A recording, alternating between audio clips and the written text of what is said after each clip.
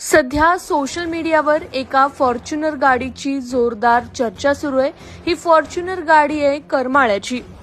वैष्णवी हगवणे आत्महत्या प्रकरणात वैष्णवीच्या वडिलांनी हगवणे कुटुंबियांना हुंड्यात दिलेल्या फॉर्च्युनर गाडीची देखील खूप चर्चा झाली होती आणि या प्रकरणानंतर फॉर्च्युनर गाडी असणाऱ्यांकडे वेगळ्याच दृष्टीने लोक पाहतायत अशी खंत या फॉर्च्युनर मालकाने व्यक्त केली आहे। त्यांनी चक्क गाडीच्या मागे एक मजकूर लिहिलाय। तो मजकूर आहे, तशी तर मी मोठ्या घराची राणी, मात्र बदनाम केलं मला हगवणे यांनी। मी फॉर्च्युनर, माझा रुबाबच वेगळा, हगवणे कुटुंबामुळे नाव ठेवू लागलाय गाव सगळा।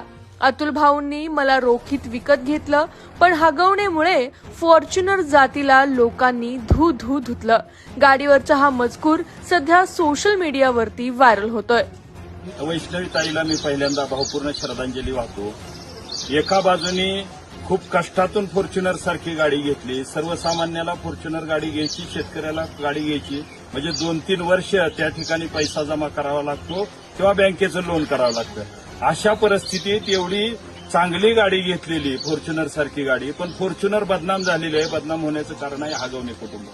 हगवणे कुटुंबामुळे बदनाम झालेली फॉर्च्युनर, जिथं जिथं आम्ही कार्यालयात जाऊ, वेगवेगळ्या गावाला जाऊ, ज्या ज्या ठिकाणी एखाद्या हॉटेलवर जरी उतरलं तरी विचारलं जातं की फॉर्च्युनर तुमची आहे का सासऱ्याची आहे, सासऱ्याकडून घेतली का बळजबरीनं सासऱ्याकडून घेतली का तुम्हाला दिली।